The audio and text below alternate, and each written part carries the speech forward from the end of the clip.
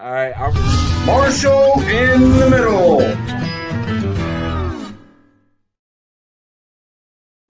Welcome back to another edition of the Nuclear Biological Chemical Room, where we detect the threats, where we analyze what's happening, and we try to figure out some logical consensus reasoning of what's going on and try to put our heads together. And, it's not all about pointing the finger. Sometimes it's about solutions.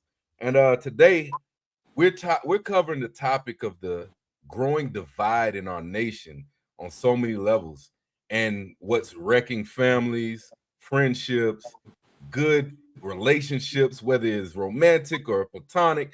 It's just happening all over the country. And I got a couple of highlights that I want to bring to it. But first, before we come in, we got our lovely co-host, Mr. Will Marshall, first on top. How you doing?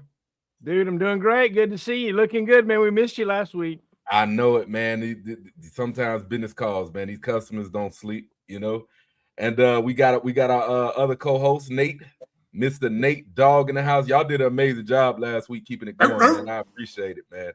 Yes, sir. Yes, sir. So first things first, I wanna talk about this guy. It was a quote that I had come to me.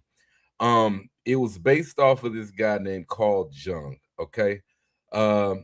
He's a psychiatrist and founder of analytical psychology in Sweden, right? So he's a Swiss psychiatrist. His time was from July 26, born in Kesswell, Sweden, 1875. He died June 6, 1961.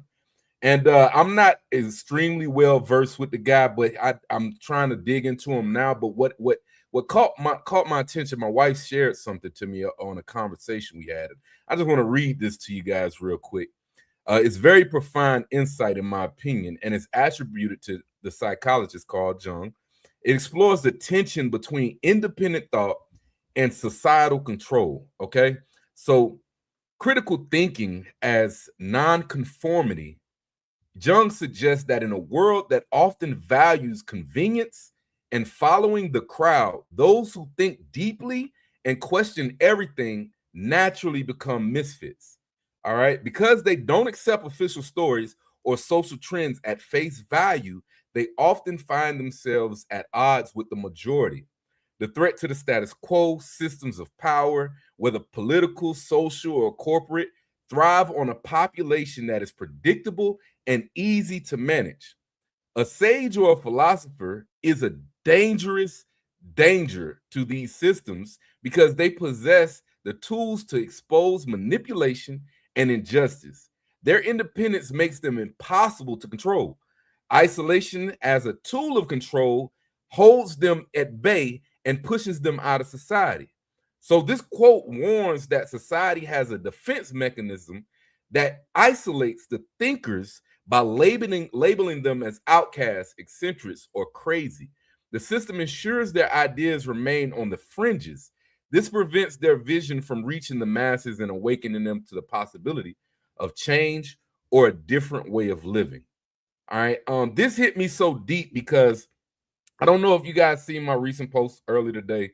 I posted on Facebook once. I rarely ever do the social media things too much. I don't know. I stay off of it a lot. And I seen a video I posted almost 10 years ago. It was actually February the 22nd, 2016, a whole year before Trump took hold of the ethos and the psyche of America. Okay. But even in that moment, I was very, very radical compared to what other individuals from my inner community was as a black, person from the inner slums, so to speak, right? I was dealing with the allegations of being a sellout, coon, all of this extra shit that meant nothing. But those same people that were calling me all these things were so enamored by me when I was just a bane on society. I literally was. I was in too deep into the drug culture. I was very confrontational to authority. I was radical, all right, in a lot of different ways, right? So the minute that I kind of woke up out of that, all of a sudden I became the outcast. All of a sudden I became the sellout.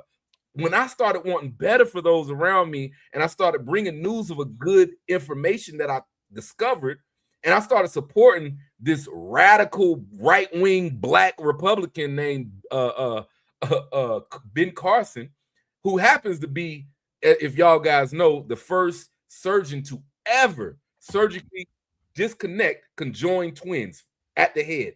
First ever. And I'm like, yo, why nobody celebrates this guy?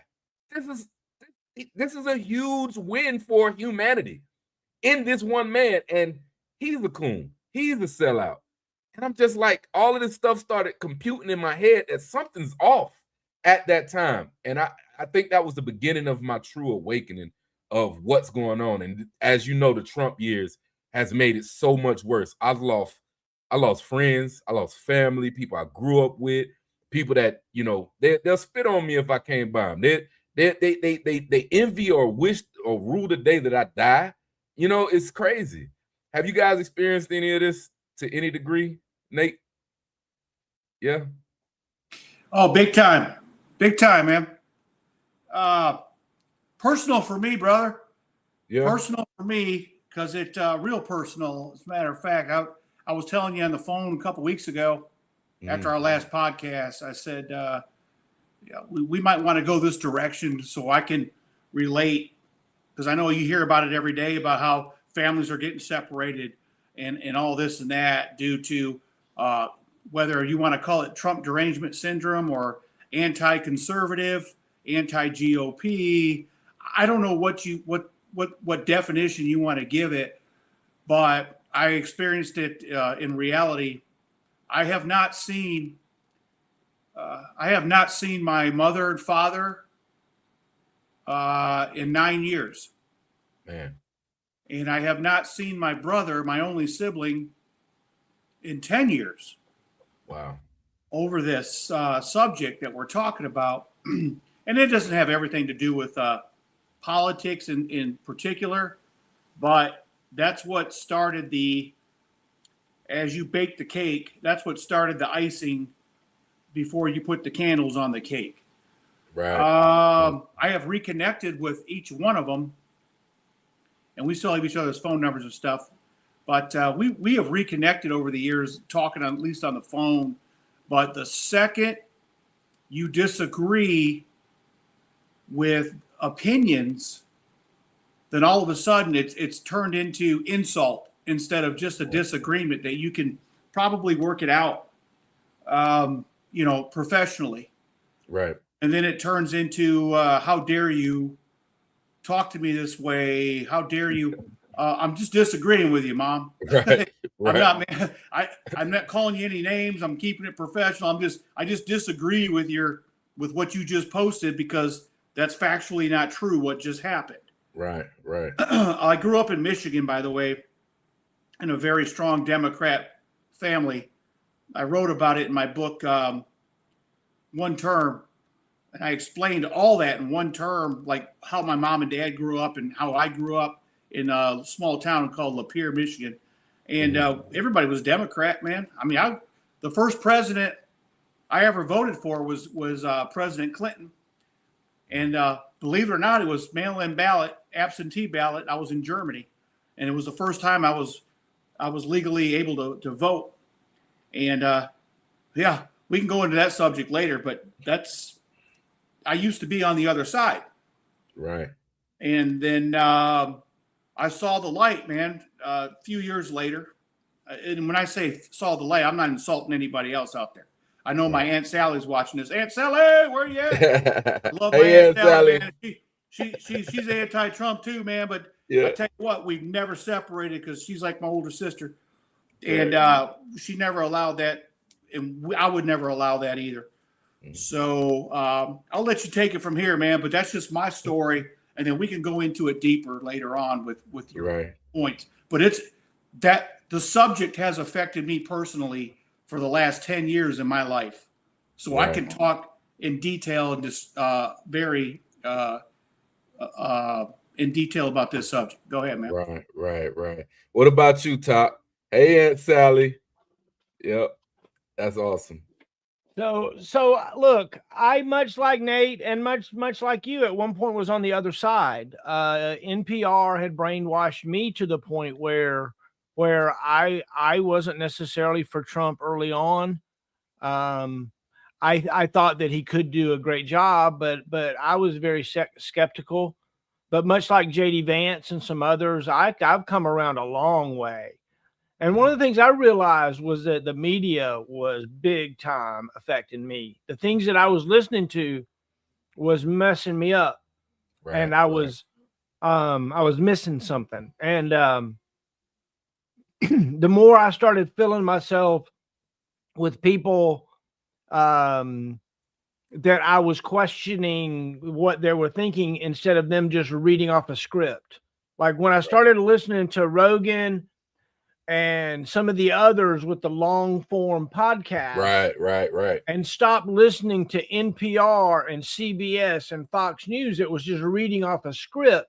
That's when I started to realize that, hold on, there's a lot more nuance here than we are being allowed. And the other thing I began to do is to look at so I listened to, and I still to this day, I listened to the NPR news clip. They put out a 5-minute news clip every hour. And I listen to that on my Spotify. I have it. So if I go get in the shower or if I'm starting my day or I just want to know what's going on, if I want to know what the CIA wants me to know, then I'm listening to NPR and I'm getting that CIA news blurb that I know exactly where it's coming from now. In the past, I didn't. It was confusing to me. But it's just like I was listening to, if y'all ever been to Korea or Germany, AFN or AFKN, right? You listen to their stuff, you realize they were propaganda in you. It was obvious, but it was okay. It was fine. I was able to be propagandized. But we've been lied to our whole lives. Every one of us has been lied to blatantly about our service and why our brothers and sisters were killed, and we know it. We were blatantly sent out as pawns in a war that none of us wanted, but they sold us into blind whatever, and look, we're doing it again in Iran. I pray that things continue to go like our Secretary of War says they're going, right? This is quick, it's over, it's not going to be long. And all these things are threats, because I firmly believe that President Trump saying in front of the whole world, what do we need NATO for? What? I can't land at your air base and we're allies. You're telling me no? Right. Okay, I get it. And I'm just going to put this little check in my book and I'm just going to remember it. Okay. Right. Trump's got a memory like that. And he's got the time in front of these world leaders to where he's looked each one of them in the eye about something or another and says, if you don't do this, it's going to be bad for you. Right. And if you're a bully, at least be a big enough, benevolent enough bully that you're making cohesion instead of chaos. Right. There's a lot to unpack with that. I think that one of the biggest things that I want to convey right now, and the reason why I even posted that video on Facebook earlier, was to stake a claim that, look, I've been here before this was popular, right? Like before the whole battle of left and right to this extreme was popular, I was out here talking about things that were unconventional for what was expected of me. And when this Trump thing came, as I mentioned, I was a Ben Carson guy during the primaries. Okay, I was all for Ben Carson. My number 2 was Ted Cruz, unbelievably, but it's unbelievable to me now when I look back on the policies and the stances Ted Cruz has. I realize that he's not exactly the type of guy that I would actually want to support, mostly because he's a neocon in my. He's like one of those guys that looks left and right before he says what he believes or approves of. You know what I'm saying? Instead of just being direct and this is what I stand on. So, that kind of thing throws me off with Ted Cruz now. but I was not a Trump guy immediately. But after he won the primary, right? And I jumped on board because his values aligned with my values. But what ended up making me a super Trump supporter was the freak out that started happening before my eyes. I started witnessing some radical changes in people. The people that laughed at me when I said Trump is going to beat Hillary, right? They just laughed at the time, like, there was no way he's going to win. No way. I'm telling them, like, listen, you are underestimating what is going on with the average Joe in America. And you're not realizing that he fits the bill for the avatar of what people are trying to scream to these intellectual elites and this political bureaucracy class in Washington. And nobody really took that seriously. But the minute that he won, I seen something snap in everybody that I knew that was liberal. Everybody. I seen this need to be oppositional to anything that was good, a need to find everything that was wrong, and a way to slander him every chance we got. Even to this day, people still believe like things that have been debunked about the good people on both sides argument, just everything, the shithole country statements, the grab them by the pussy thing. I mean, it's so much stuff down the line that as I'm watching all this stuff real time, I'm like, y'all can't be serious, you know? And on that topic, before I get too far off in the weeds with that, I want to highlight how extreme what I've been seeing, what I see out of people, how this has manifested itself, because the left and the media class has been like pumping this up and making people radical. Check out this story from just last year when he won the election. This lady, it was tragic, but I want you guys to hear this. A Seattle woman allegedly bludgeons her father to death with an ice axe after he refuses to turn the lights off in their home. When police arrive on the scene, she's disheveled and covered in blood, later telling first responders, quote, "It needed to happen today." Before all this, she was a manager at Jeff Bezos' aerospace manufacturing company. But she told investigators this month's election results pushed her over the edge. So much so that she attacked her father, sat alongside his body watching him die, and later clapped out of happiness when first responders arrived to the scene. I'm Sierra Gillespie, and this is Law and Crime News. We're taking a look today at a really tragic case out of Seattle, Washington. This is our suspect, 33-year-old Corey Burke. She was already kind of in the public sphere before all of this because of her marriage to transgender writer Samantha Lee Allen. You may know Allen as the editor of the Condé Nast transgender news publication called Them, or as the author of Real Queer America, LGBT Stories from Red States. Burke also had a high-profile career working as a training program manager at Blue Origin, which is Jeff Bezos' spacecraft company. But on November 5th, election night, all that changed when police were called to her $800,000 home on the southeast side of Seattle. Neighbors called the police reporting that Burke broke all the windows in her house and was causing a disturbance. When Seattle officers arrived, there were large amounts of glass shards in the front yard and driveway of the home. This indicated the windows were likely shattered from inside the house. According to court docs, as they approached the residence, they heard a loud clapping sound from inside. That's when officers came face to face with Corey Burke, who was covered in blood. Officers later described her appearance as disheveled, saying her hair was matted in the back, and in the front, it was stuck to her face with blood. A responding officer reported Corey appeared to have a light layer of blood on the right side of her face, on her cheek, under her eye, and onto her nose. She also had a line of blood on her lower lip that was thicker and chunkier. This next part is a disturbing description. The officer wrote, quote, "The blood created a lip liner effect of blood just inside the curve of her lower lip. This is also where the hair from her head was stuck to the blood on her lip." Beyond that, Burke had scratches on her left hand and fingers. She was wrapped up in a blanket.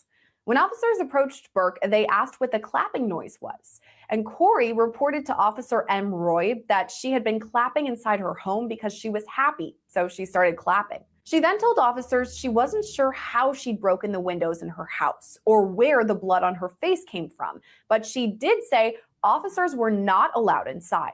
At this point, officers... All right, so if you guys are interested, look the story up. I don't want to play the whole 20-minute clip, but I just wanted to highlight how extreme some people have taken this. I mean, it's these same people that are out here marching to the No Kings protest. And I just want people to understand, man, this is a moment in time.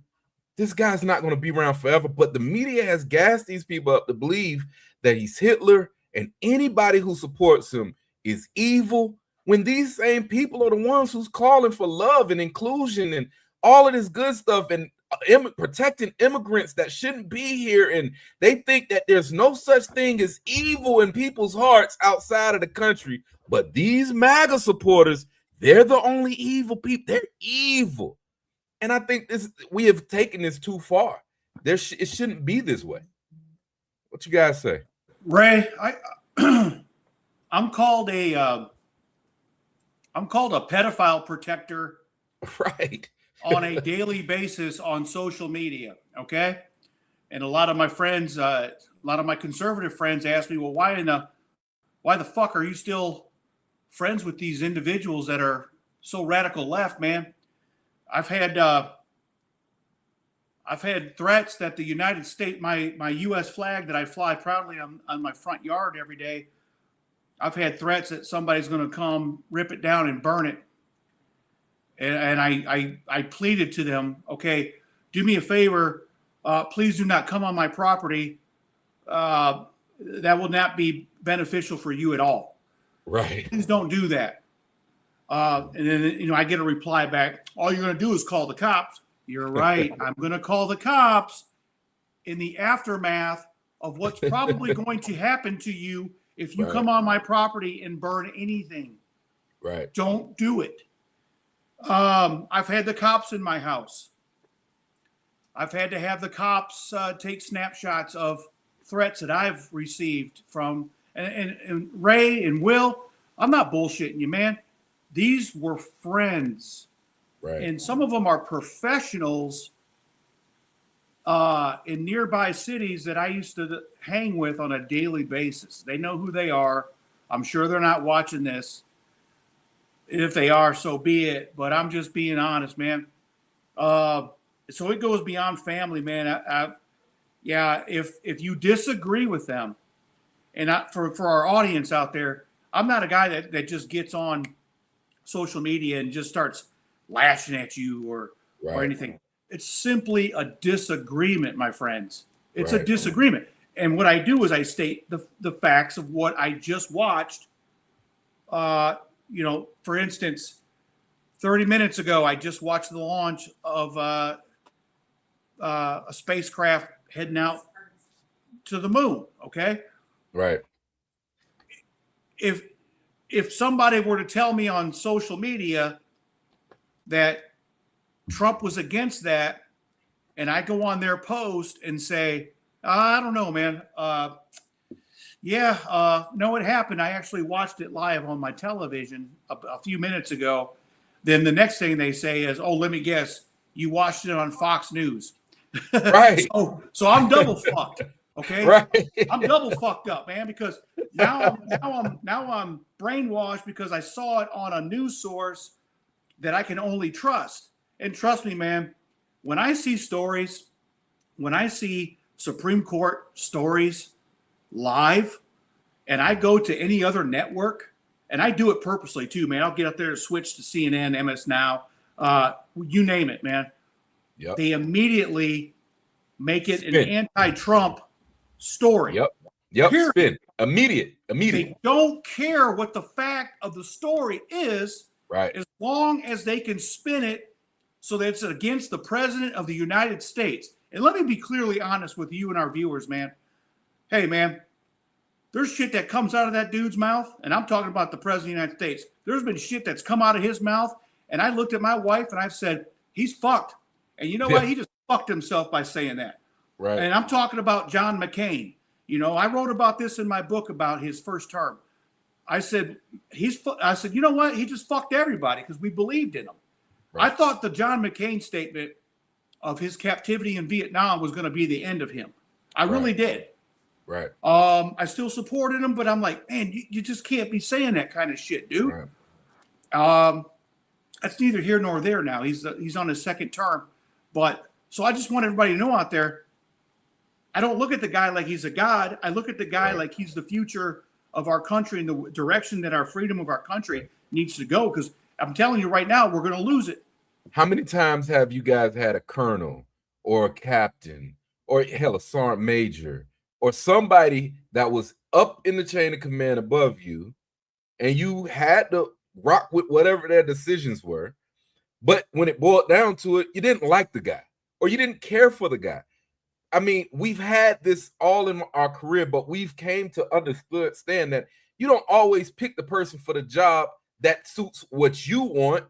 Is usually something that they've done to get them to that position, and they have a responsibility to fulfill that position, and it's our duty to respect the position, not get caught in the weeds of what he said right and wrong as a person. Is he making logical decisions? Are these decisions making any kind of sense? Are they getting the job done? Is he performing well? You know, even if you disagree with what he's doing, are you objective enough to say, I didn't agree with that, but I see what's happening.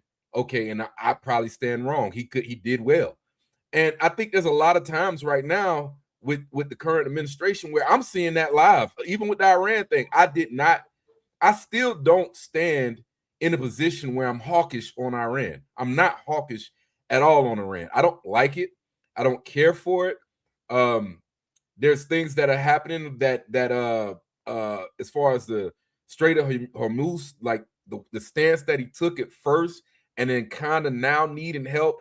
But like I said in our last podcast, I understand there's humanity in all of us. As a man in that position, you don't know what he's seeing. You don't know what the intel is coming, and you don't know what decisions that he has on his plate. But to sit back and say, there's no plan, I feel like that's idiotic. I feel like that's actually diminishing the people that voted for him, thinking that we just elected some bumbling fool that knows nothing about what's happening. He has all the stupidest generals and all the stupidest intel from CIA and all the stupidest alliances with people around the world, that my information from my little bachelor's degree at college means more than all of this intel coming to make the decision. I think sometimes we got to sit back and say, hey, listen, I might not like it. I might not understand it all. This is what I do stand for. This is what I don't stand for. Can I objectively look at what he's doing and say, okay, that was a wise decision. I don't like that decision, but I understand why he did it now. You know what I'm saying? And then for them to always want the secretary to come out and explain, are you going to put troops on the ground? He never said he was or wasn't. Why would you tell anybody what you're going to do? It kind of goes back to what I was saying about negotiating with terrorists, and we had that conversation about Obama and the money landing and all the other good stuff. And you know, I had somebody approach me about that. They watched the video later and was like, so if somebody took your daughter, you wouldn't want to negotiate with them? I said, no, not at all. If a terrorist took my daughter and they grabbed my daughter and had her in a fucking building, I would want SWAT to find a shot. I don't want this man to get the car and get an airplane and go wherever he goes, because we're guaranteeing my daughter's lost at that point. I want SWAT's number one agenda to deadline these guys. That's my goal. Now, somebody may totally disagree with that, and I understand that, but don't call me an idiot because that's how I see it, right? What you say, Top? If the popo's chasing you, call Penny. If you get shot in the head by the SWAT team, call Penny a cop. She will help you settle your disagreement with the cops. Right on. Lord have mercy. And also check out our donors. Here are our donors. If you're interested in becoming a donor, reach out, marshallinthemiddle.com. And we appreciate all of our donors. I tell you what, guys, this is it's fun, man. Dude, Ray, I love you, dude. I'm so appreciative of you. Look, I listened to a 17-minute video that you made today that you referenced earlier about online, and it's neat. It's neat you know, who you're talking to and what you're talking about. And you're talking about the need to police, you know, your own culture, your own people. You're talking about the need to realize that you at some point only are oppressing yourself. Right. You talk about the need for something to hand to your kids and grandkids, a legacy. Right. And I'll tell you, that's, you know, it's all admirable statements, and it's all got to be said at some point by somebody. And Right. So, you know, I just think it's an interesting thing, because in its own way, those words could apply to any group, and it's Right. not just a race. You could say Right. your unit, you Right. could say your neighborhood. You could take all those things, and it's about taking care of those that you are chosen to be a part of, right? Facts. And that you know, to not to get too far off track, but yeah, with that video, yeah, I was speaking directly to my race of people at the time. And as you say, a lot of people can be encompassed in it, right? I always claim that I'm a black nationalist, a lot like what Malcolm X was right before he died. After his traveling to Mecca and him learning that there were white Muslims and black Muslims and he started really understanding that the world was bigger than his little view that he had in Harlem, right? And he started understanding what it meant to be a nationalist. And, you know, when I say I'm a black nationalist, it's not because I lead with the identity, right? But to the descriptor, I know you see me rocking the gold chains. I got the gold teeth. I've dove deep into this imagery, right? Because at the core value, when I was growing up, this was who I was. But I also want to make a point to people that see me, they hear what I'm saying, and it kind of dispels and disarms a little bit of the look, because this is who I am. I can't help the fact that there's so many people that look just like this that are out there stabbing each other at a restaurant. I can't help that there's so many people that look like this that are robbing people and doing dumb shit to each other. But I do want to put a little bit in the air that, look, yeah, I look like this, but here was here. Here was here, and let me dispel this a little bit for you. You know, let me help let people know that we as people that look like this don't all think the same. So I dove deep into the imagery for that cause, for that reason. But ultimately, I'm a nationalist, which means that the nation that I come from is my top priority, nothing else. And I'm a conservative, black conservative nationalist, because I want to conserve what made this nation so powerful. That has nothing to do with white people, nothing to do with black people, nothing to do with Indians who are actually killing it in America right now, nothing to do with Asians who are killing it in America right now. It's the principles that America was founded on and the liberties that America gives that made it so those groups of people can kill it. So explaining to people what the culture is here and what it means to be an American means everything to me, you know, and that's the core root of my message. And it's evolving still. There's a lot of evolution there. I'm making my first video back to Loose and Reckless on YouTube next weekend. Well, this weekend, I took some time to put it together, and it's going to be based on a merit-based voting idea that I have. And we could dive into that if y'all guys are curious one time. But let me put the video out, and then we could talk about it. But I think a lot of things has got to change, and democracy, as we know it, is actually failing us, like Socrates predicted, right? So, but back on topic, right? With the disparity and the disagreements between individuals and family members, a lot like how you say, Nate, when they hear you spit out certain facts, they try to debunk it by, oh, you're just listening to Fox News, you know, the FAUX. And I'm just like, it's not that. Can you share my screen top? I want to give some examples of this real quick. All right, so here I have a graph of U.S. inflation rate by year, historical data. I got 3 graphs I want to share with you guys and the audience to actually see what's going on. So this is U.S. inflation by year, historical data from 1914 to 2026, okay? Anybody can look this information up. But I'm sure all of you have seen the slander online. Oh yeah, such and such, such and such. Trump has been worse on inflation. This term is doing this and that, this and that. Biden was doing much better. And it's like, I'm like, why do y'all want to hold dear to things that are just not true? So if we go down to, let's start at 2018, okay? I don't know if you guys can see this, right? I'm highlighting 2018. So it started at 2.1 in January. That is the interest rate, the inflation rate in January, 2.1, all right, percent. And at the end of 2018, in December, it was 2.4, all right?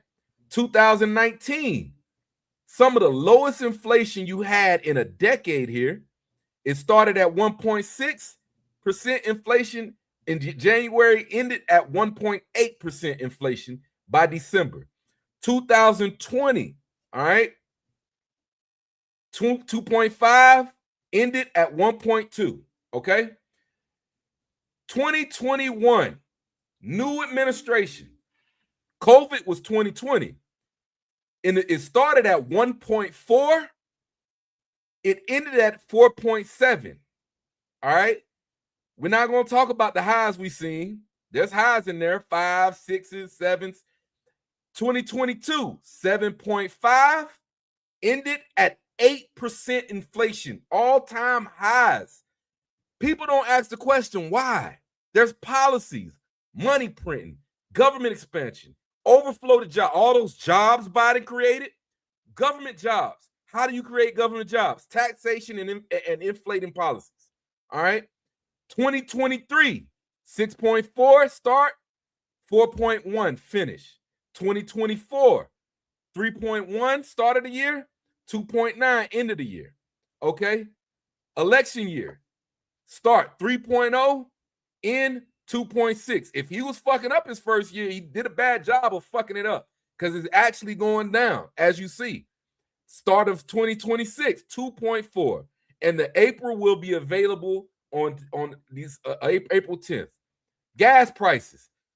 How many times have you seen on social media how you MAGA guys loving gas? You guys always complain about, y'all voted for Trump because of gas prices. Well, let's look at the numbers.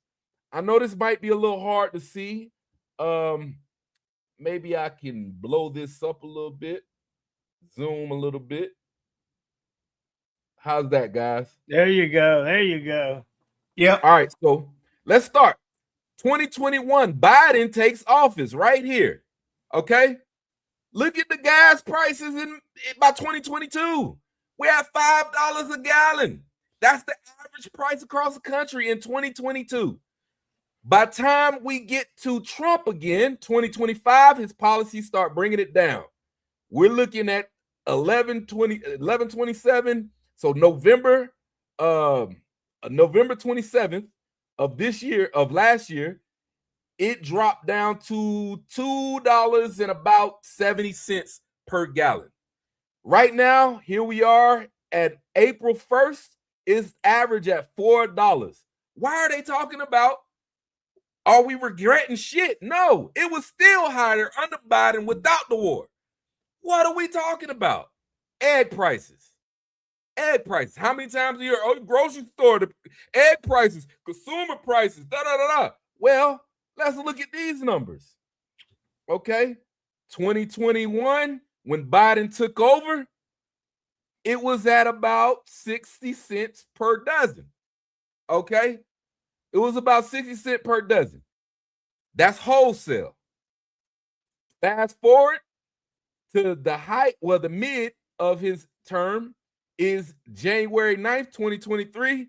The highest record for the last 10 years was here, right? $5.21 per dozen in the middle of his inflationary pricing, right? We come here to February 24th, 2025. This was what they were talking about and complaining about when Trump first took over.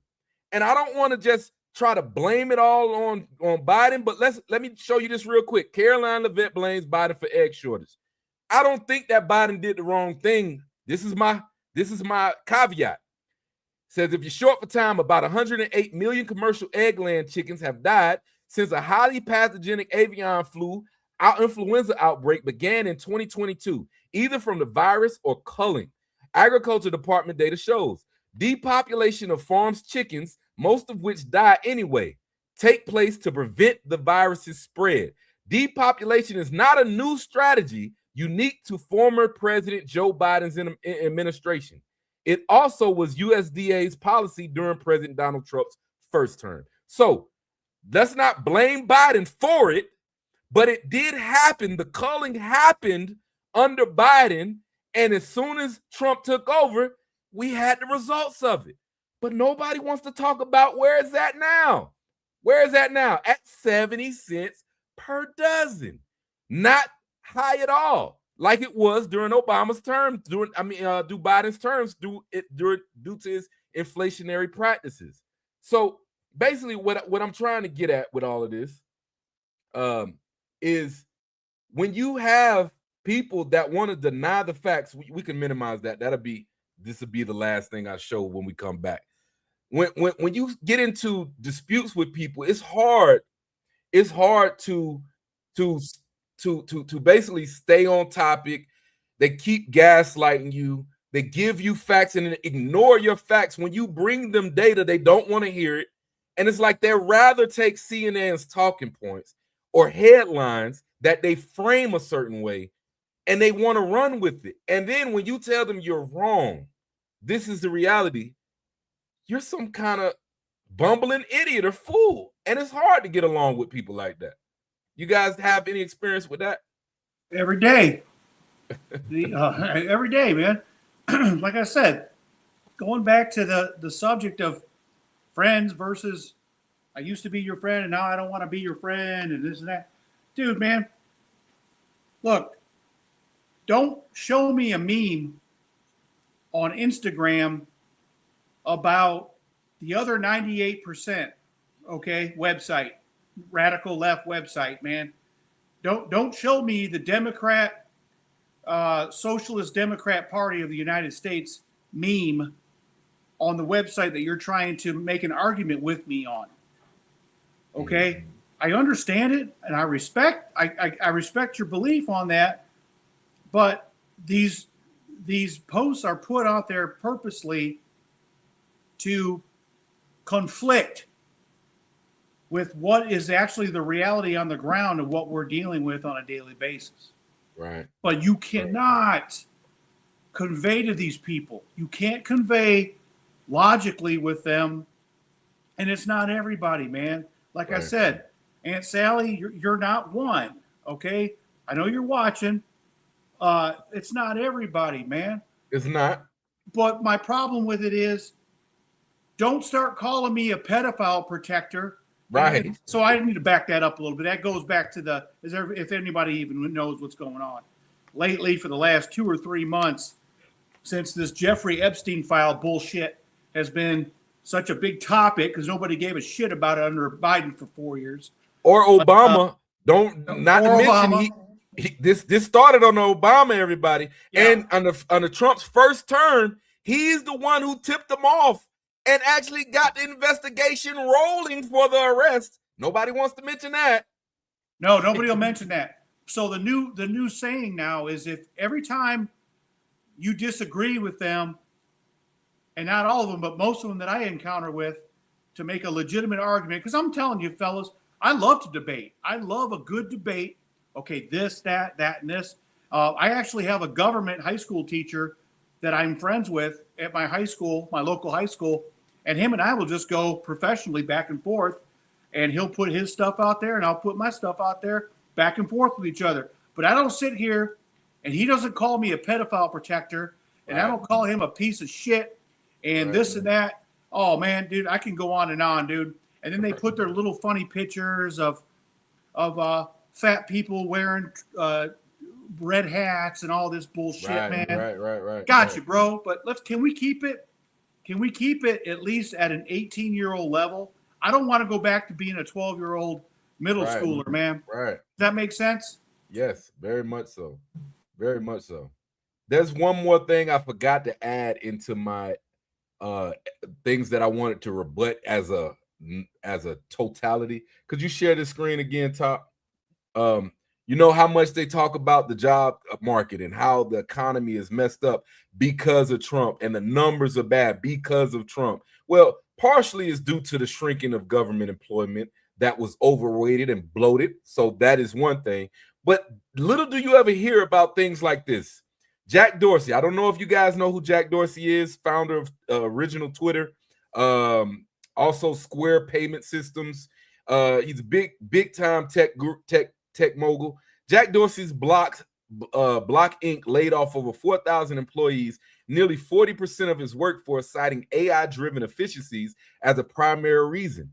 Overview of the layoffs. In February 2026, Jack Dorsey announced that Block, the fintech company behind Square and Cash App, would reduce his workforce from over 10,000 employees to just under 6,000 employees, resulting in more than 4,000 job cuts. Dorsey framed the decision as a strategic move to create a smaller intelligence native company, leveraging AI tools to improve efficiency and productivity. He emphasized that the company was financially strong with growing gross profits and profitability, that the layoffs were not due to financial distress. Also, UPS plans to cut 30,000 jobs and close 24 facilities in 2026 as a part of network reconfiguration and automation strategy. Overview of layoffs. UPS announced that it will reduce up to 30,000 operational positions in 2026, following the 48,000 jobs cut in 2025. These layoffs primarily affect delivery and warehouse workers, referred to as operational positions, and are a part of a broader effort to streamline operations, reduce costs, and increase automation. So basically what I wanted to point out is, in the interview Jack Dorsey did, he highlighted something, and there's many, many more CEOs doing the same thing all across the nation. What he wanted to highlight was that he's laying these people off, not because the company is losing money, but they simply don't need the labor anymore. It makes them more efficient. It makes them more equipped. And we're moving into a new age, which is a conversation for another day about socialism and capitalism and what the future holds, because there is a crisis coming. But it's not due to this administration. It's due to us evolving as a species and our technology evolving with us or ahead of us. We haven't figured out the answer to this. How do you deal with this market-wide? I don't think this is an executive thing to fix. It's not. This is a free market thing to fix to a degree, but there's legislation that may need to be involved. But I hate when I hear this disingenuous argument that, oh, everything's fucked up because of Trump. Everything. No, some things are nuanced and some things have outside reasons from market instability.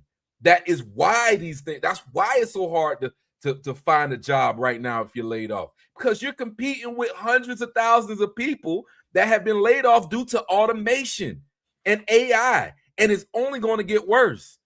It's not policy. What say you, Top? Hey, I agree that the thing that we all have to figure out, if you're a young person or if you're looking for work, you have to figure out how you want to earn your living. It's right. Like when we were kids, it was like, you want to be an accountant, you want to be a lawyer, well, all that is shrinking, but it's also increasing at the same time. There's a million ways that people earn income now that include lots of different things. Okay. So, I mean, I'm not encouraging anybody to go counter anything except for the fact to just go your own way. Do what you're called to do by the Spirit that's inside of you, and you'll find a way to bring value, and with value comes money. The issue is that there was a time and a culture that we were brought up to be cattle. You and I were sent through the 80s high school to go so that we could go to college and make these colleges money. And then we could go into some industry and do whatever. But there turned out to be only one layer of that, only one iteration of that. And unfortunately, it was really kind of our parents. It wasn't us. We kind of came out on the other end of that. And there were a lot of us that were good, but a lot of us weren't necessarily. It wasn't, there wasn't a job for us. Like for my father worked for 35 years for doggone Lockheed. Right. Maybe he worked 20 years before that for Northrop. Right. So he had 55 years of 2 careers in the aviation industry that turned out to be extremely lucrative for him and his family. Right. That doesn't happen anymore. You don't get a job and expect to be there forever anymore, unless it's with a defense contractor, right? Right. Where else you gonna go? You're not gonna go to the local anything and stay there forever. Maybe if you're in the automobile factory plant or something like that, maybe. Right. And you know that kind of ties back into the original segment, part of the segment where I was talking about the unconventional thinking. You know, it's time for people to start thinking outside of the box. You have to. The world is changing so much that you have to stop thinking in the borders and stop ostracizing people that do. You know, we can never get anywhere if groupthink is the way forward. Like that is a total route to authoritarianism, a total route to tyranny. There's nothing good in everybody thinking the same. This just means that the people that want to manipulate people will take advantage of that and abuse it to the utmost. It just happens that way. You know, power corrupts and absolute power corrupts absolutely. You know, and on that topic, I want to end with this here. If you are on the left side of things, okay, you're a Democrat, you got to start police. Just like I said, black people need to start policing our own. We have to start policing our own. In this conversation of left, right, there's an Overton window. And whether you like it or not, over the last 50 years, the Overton window keeps shifting left, whereas Republicans and conservatives try to hold and maintain, but little by little, it's a natural fault of democracy because people are going to always advocate for things to get elected. And advocating for things is usually about saying sweet words to the masses. So the Overton window keeps shifting to the left, to the loudest people with the loudest complaints. And in the Democrat Party, the reason why we're seeing all of these socialists get elected, like Ma'am Donnie in New York, like that has no clue. I mean, oh my God, he's wrecking the place immediately. I mean, immediately. I have never seen this fast of a just ridiculousness be put in, and even the people that voted for him are now claiming that he betrayed them. I don't get how they didn't know what he was saying. How is it, betrayal? But anywho, same thing with Virginia, right? But these are the people that the Democrat base are actually feeding to. These are the people out here marching in the No Kings protest that can't explain what rights they lost or what king we have, right? Listen to this convention, listen to these people, and ask yourself, do you want to be aligned with this side of the aisle? Do you want these people organizing on your behalf? Do you want these people to be the people that your elected officials on a local level are pandering to be voted in? Quick point of privilege, point of personal privilege. Yes. Guys, first of all, James Jackson, Sacramento, he, him. I just want to say, can we please keep the chatter to a minimum? I'm one of the people who's very, very prone to sensory overload. There's a lot of whispering and chatter going on. It's making it very difficult for me to focus. Please, can we just, I know we're all fresh and ready to go, but can we please just keep the chatter to a minimum? My ability to focus. Thank you. Thank you, comrade. Okay, is there a speaker against name? Comrade. Point of personal privilege. Yes. Please do not use gendered language to address everyone. Okay. Quick point of privilege once again. Hi, James Jackson, Sacramento DSA, he, him. I have already asked people to be mindful of the chatter of their comrades who are sensitive to sensory overload, and that goes double for the heckling and the hissing. It is also triggering to my anxiety.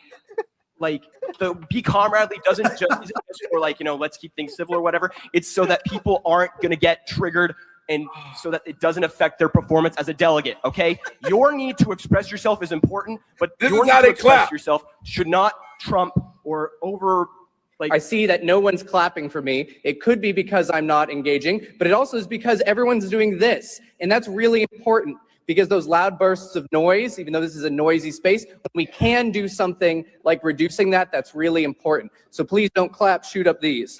We have a lot of disabled comrades, and a lot of those are invisible disabilities. You don't know who it is that is having a more difficult time navigating this space, and this space was not created with all of their needs in mind. So it's up to us to modify that space to make sure that everybody is able to move in the ways that they need to move. And additionally, with the noise issue, like avoid hissing, avoid waving banners, right? Because there's all sorts of things. If you don't know what to do, show up these, right? I'm sure there's lots of ways that we can communicate to each other without needing to rely on something that's going to hurt somebody else. We have quiet rooms that are available. There's a range of options of these, right? Please don't go into that space with anything that's like an aggressive scent, for instance, right?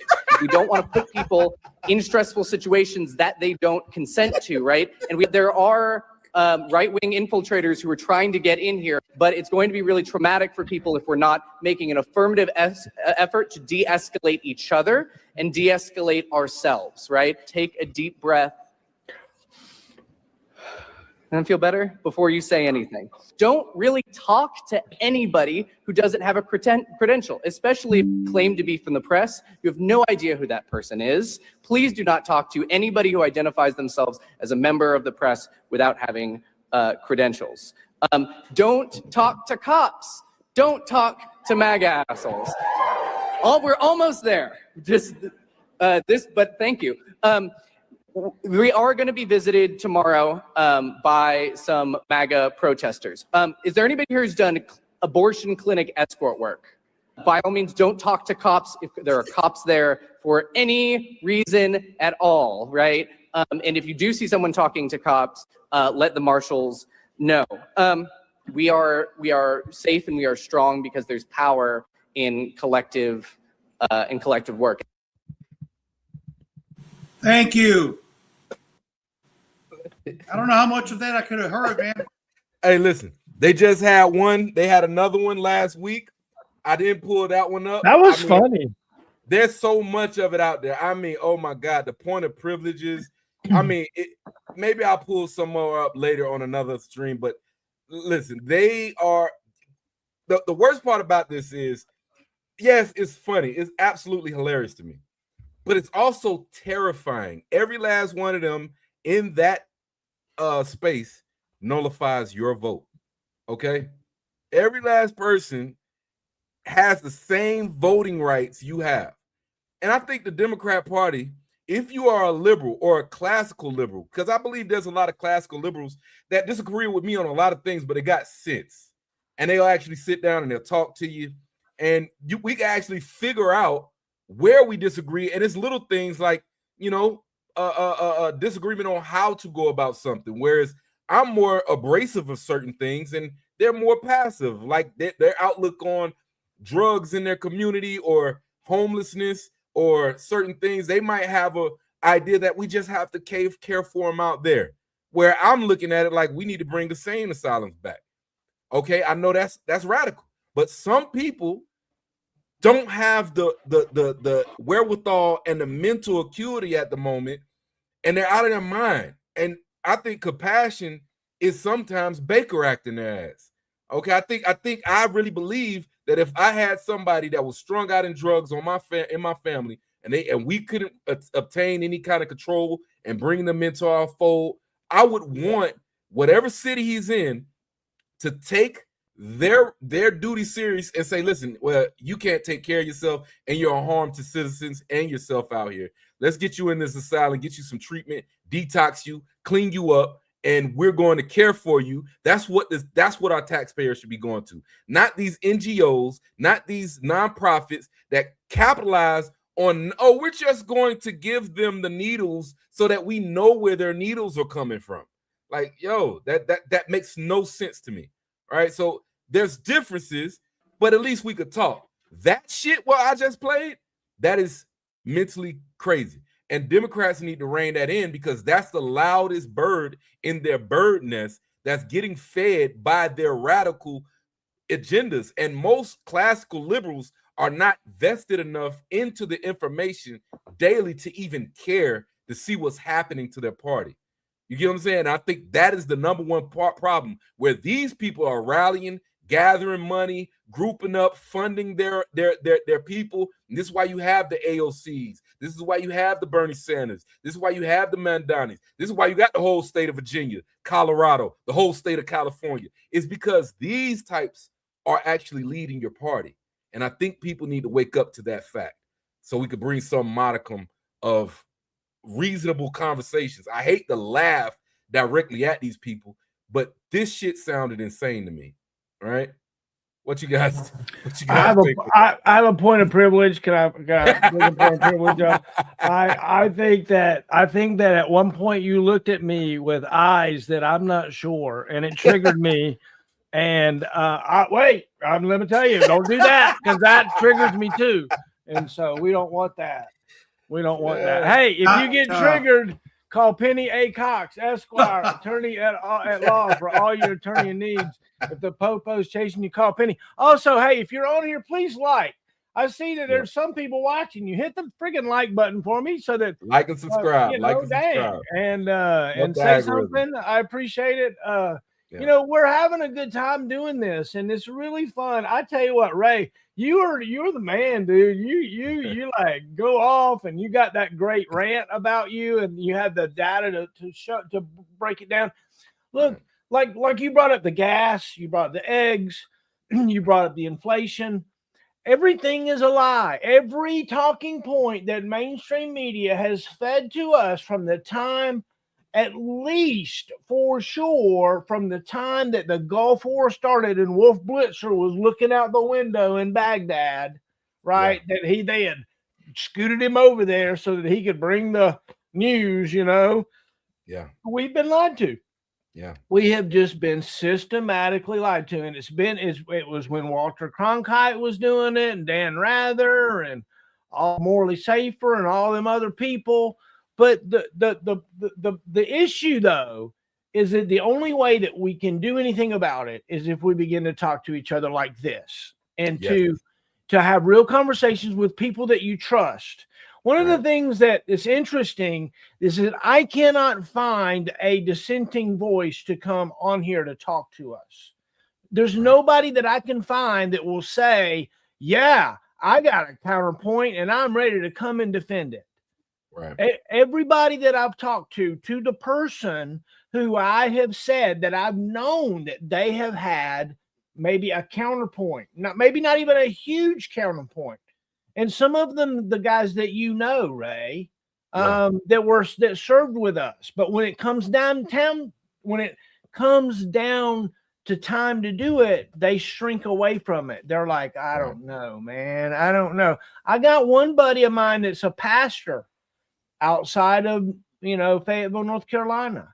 And he says, Will, he goes, if I come on there and I say anything just wrong, just in the least, my flock is gone. They will abandon me. I will lose my whole, it's really wild. But I mean, this is somebody that gets his livelihood from a group of people who is 100% African-American, his church. And I'm not saying that's right or wrong. It just is.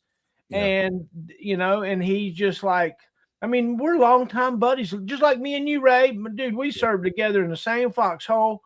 We were black hats together. I mean, we got some trust and love, but I talked to him on the phone for hours, and he just says, dude, I can't, man. I can't talk to you. It's so sad, man. It's so sad because I sit here and I analyze this stuff from a viewpoint where, like I told you, I've been kind of in this war of ideas and social ostracization for well over a decade now. And you know, a month or two ago, remember I was telling you I don't know if I want to keep doing this, you know, and it's exhausting.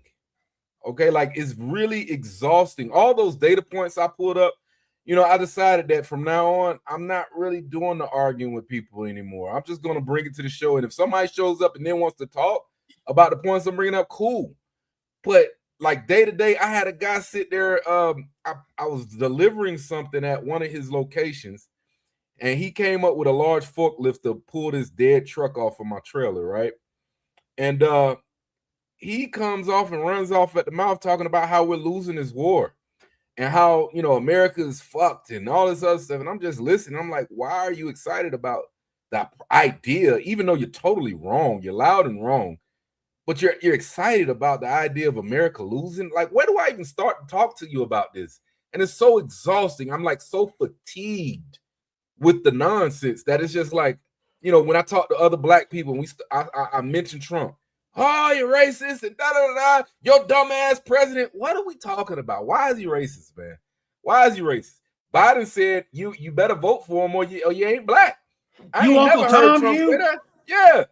But what I have heard Trump come out at a Black History Month. The only president I've ever heard say this, not even Obama. And whether you disagree or agree, I don't necessarily agree 100%. But what he actually said to them people without needing their vote, right? He didn't say this because he needed the vote. He was already in the White House. He told black people in that fucking White House, yo, black people built this country. Black Americans built this country through labor. They deserve their honor and deserve the love that America can give them. You never seen CNN post that. You never hear nobody give him credit for that.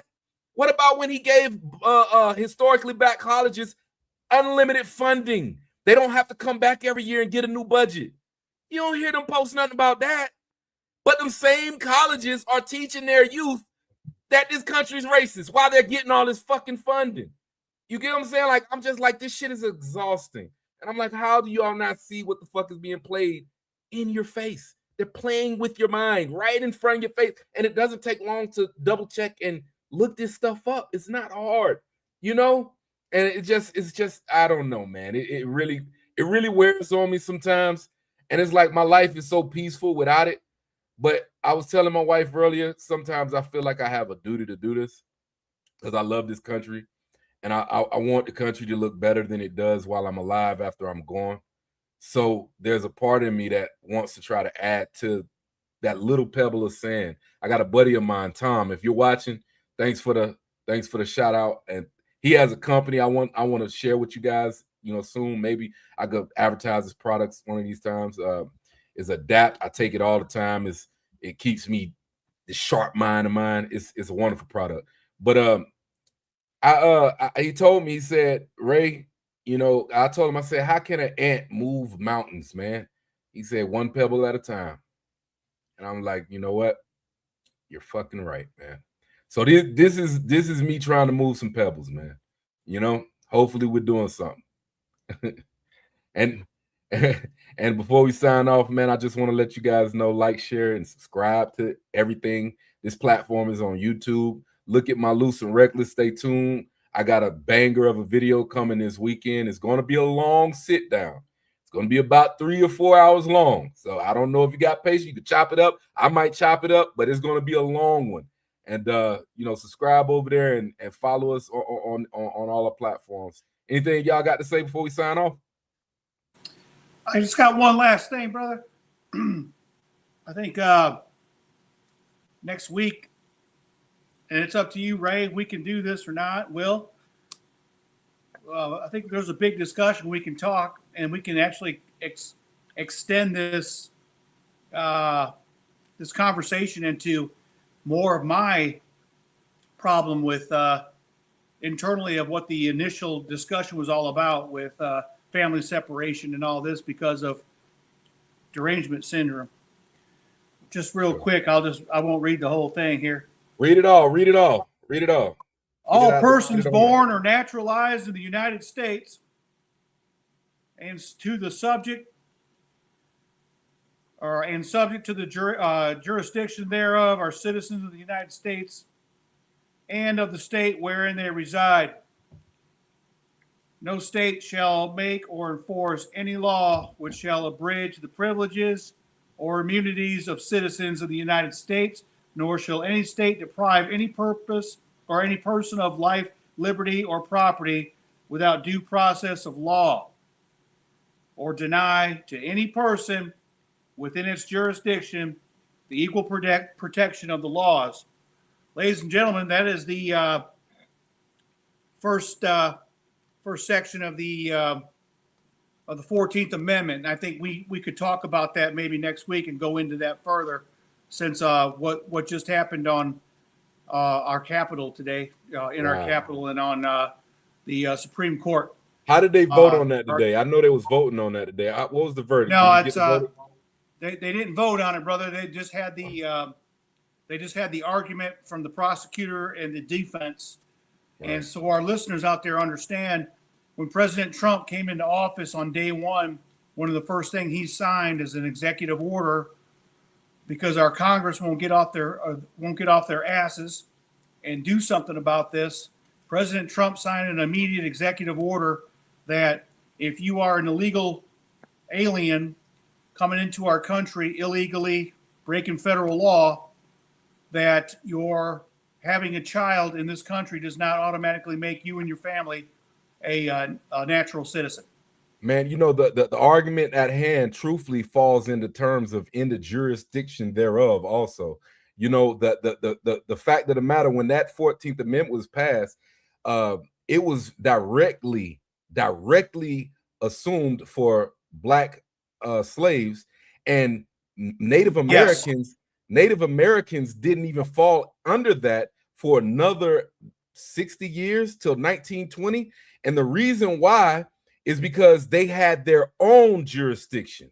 So they weren't protected by the Constitution and they weren't accepted. They had to make an amendment to accept Native Americans, because then now the reserves fell in the jurisdiction. A lot of people don't know that distinction, as they think it's just a global, all people. No. Because if you're an ambassador, what it was meant to do is you can be an ambassador of China.